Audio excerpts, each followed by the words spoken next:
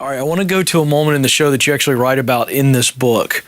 And I'm paraphrasing, but it will tee you up because I think I really enjoyed it. As I was reading it, I just smiled and I appreciate the confidence that you had. At some point, Mr. Wonderful himself, Kevin, is basically looking at you guys and he's like, okay, what's so special about this? What's keeping me from going out and doing this myself?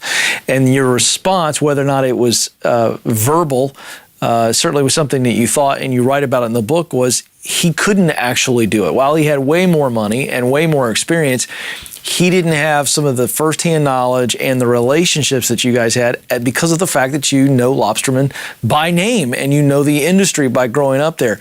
There's a lot of confidence there, and I just want you to speak to that because I think sometimes the small businessman or woman can get intimidated by what they lack and they forget what they actually know. Yeah, I mean, we meant it at the time, and it's amazing to see 6 years later how much that truly meant then and means now in the big picture. And it is just that. It is a very small community. When you look at like the state of Maine and then, down east Maine where we catch all of our live lobsters, it's a blip on the radar in the entire globe.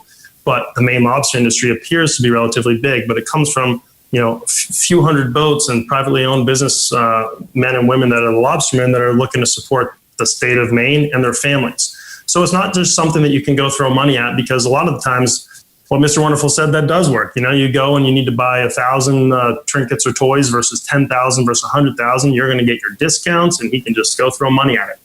But it's not like that in Maine, especially from the generations of family to family that date back to great grandparents that were lobstermen. Who had people come in and say, hey, we're going to spend this type of money. We're going to guarantee you this. We're going to open restaurants or wholesale deals. And those deals fell through when product or supply was put up by the lobstermen. And so it becomes a very close-knit community where they want to deal with their own.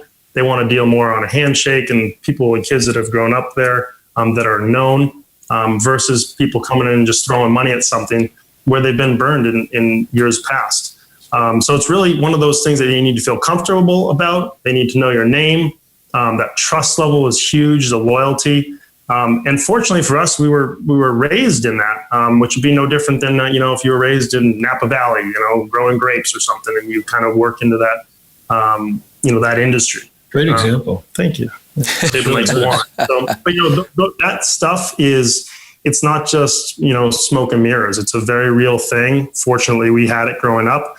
And it's been able to benefit our business in the state of Maine. And we're talking about, like Jimmy said, a small region, and it's a sustainable product and a sustainable fishery where there's limited supply.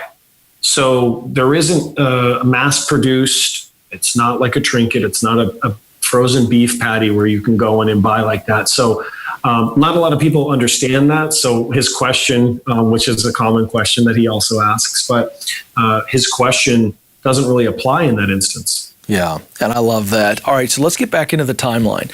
So you guys are rocking and rolling. You've been in business for a few months. You get some Shark Tank success. You got that first initial truck. One of the big issues that small businessmen and women and entrepreneurs have to face is growing slow, growing fast, which is the best choice, scaling. I'd love for you to take us back into your timeline and some of the temptations, some of the decisions that you made. I'll just tee you guys up and let you run with it and teach us. But going from that first truck to, do we go get another truck? What did that look like for you guys? What are some of the decisions that you decided to make?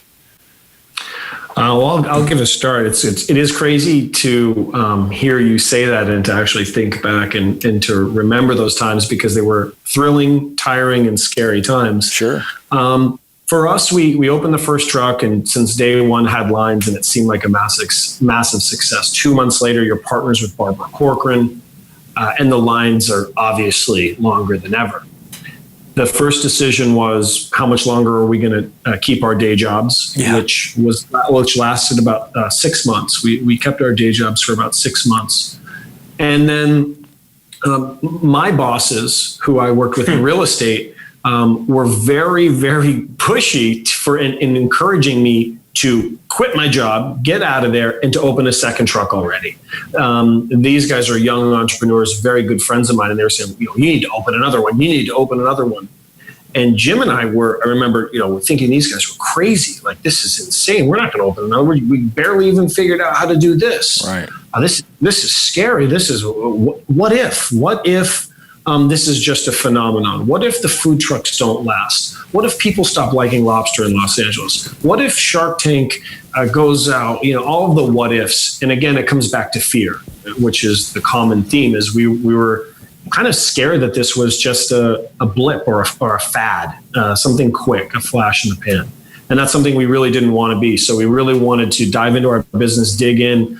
So it wasn't, I think, till about 6 months in that we got our second truck, which to us was, very huge. Sure. Maybe bigger than the first one almost.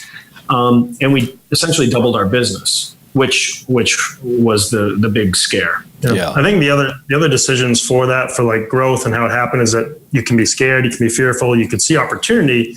But eventually, once we started really also looking at our numbers and getting the whole accounting side and bookkeeping side to make sense, and it references this in the book.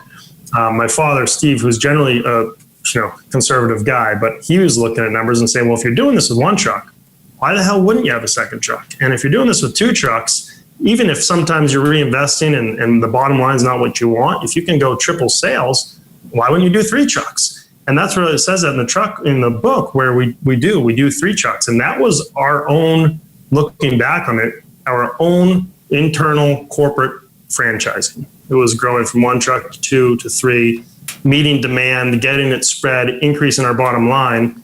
And that's eventually what's happened with franchising to other cities and even multiple units within franchisees themselves. Yeah. And I'm curious to how you guys begin to meet the challenge of, I've got to have extra bodies. If I've got a second truck, we got to hire people that we can trust. You guys, there's only two of you. And certainly when you go to three trucks, now you're spread even thinner. You're learning how to run financials. You've got so much more going on in the business.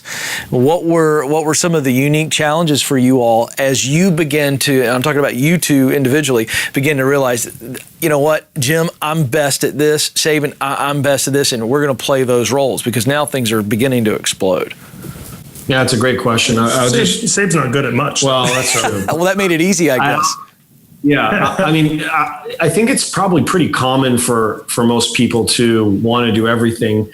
In our instance, you got to keep in mind, we didn't go to business school. I went to school for drama. Jim, we went to school for concussions. We didn't go to school thinking we were going to open small businesses. Sure. So things like you mentioned, like staffing or how to manage staff or payroll or insurance or P&Ls and financials and scaling. These are words that I never personally ever really understood or heard of in some instances. I think speak for Jimmy as well. We had never done that. The only reason we started doing financials was because Steve's dad was like, hey guys, you need to get a handle on this. So when it came to staffing, when it came to just doing the basics, we jumped in. We made mistakes. We learned every aspect of our business. We micromanaged, we overthought, we didn't sleep. We then at some point, to what you mentioned, decided that, hey, we need to divide and conquer.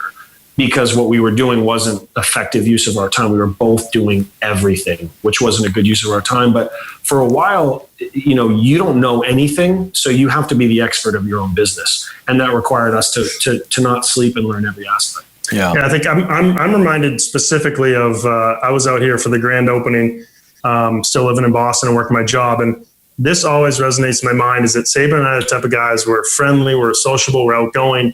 But when we started our truck, we wanted people in line to be talking to us, learning about where it comes from in Maine, where we're from, educated on the product, knowing everything about our business. And everyone's comments were like, hey, these guys are outside talking to the customers, they're not hiding behind the window like other owners. And we're sitting here seeing all these 5-star Yelp reviews, talking about our food, our quality, and ourselves being there. So I said to my dad, I'm like, I can't go back to Boston. One truck operating 3 days at the time. He's like, why not? I said, well, we got great Yelp reviews. I got to stay outside and talk to these customers. And so he said to me, he's like, listen, someday when you and Sabin, if you think you're going to make a living on one truck happily, probably you won't. But if you want to grow and have 2 trucks, 3 trucks, 4 trucks, you can't be at all of them at once. And it resonated then. It's something Barbara said now, and it's something we've certainly learned, is saying, how do we get the best average of ourselves, or the best ability to have ourselves, even if we aren't physically at the trucks?